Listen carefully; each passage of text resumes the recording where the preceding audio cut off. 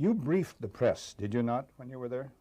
Well, I had several jobs. One of my jobs was that of analyst. I also was an interrogator and indeed briefed the press when we, the CIA, wanted to circulate disinformation on a particular issue. Disinformation is not necessarily a lie.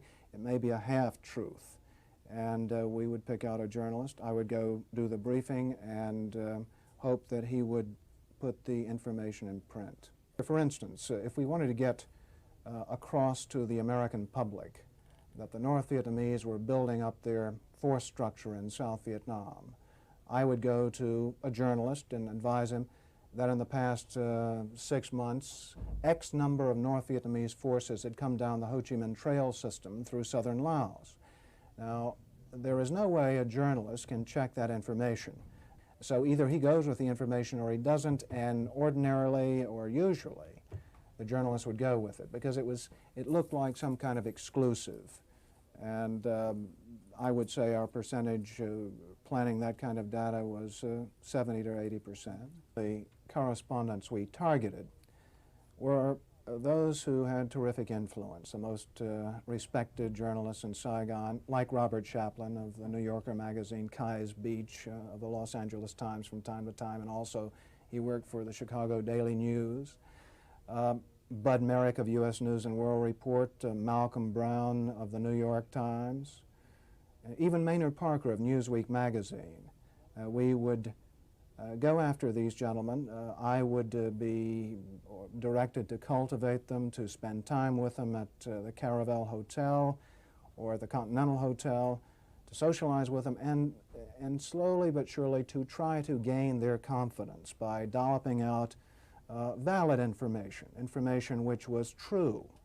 And then I would drop into a conversation the data that we wanted to get across which might not be true.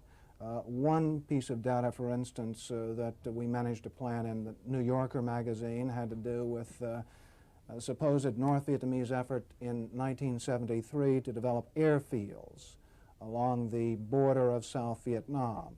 The reason we wanted to plant this information was that we were trying to persuade the U.S. Congress that Saigon should continue to get a great deal of aid, and that the North Vietnamese were the chief violators of the ceasefire accord. That was printed in the New Yorker magazine under the byline of Robert Chaplin, as indeed was a great deal of such information which we tried to circulate. If I planted a piece of information with a reporter, I would ordinarily then try to create an environment in which he could not check the information. I would go to the British ambassador and brief him on the disinformation I had just given the reporter. So when the reporter wanted to cross-check what I'd told him with, say, the British ambassador, New Zealand ambassador, or what have you, he would get false confirmation, the same message coming back at him. He'd say, aha, I've got proof that Frank Snepp told me the truth, when in fact what he'd gotten was simply an echo of what I'd given him in the first place via the British ambassador or other of our friendly diplomatic contacts. I am, as an ex-CIA agent, opposed to the disinformation activities in which I was involved. I admit that I was involved, and I think it served no useful purpose. Propagandizing the American public or Congress is not the CIA's job.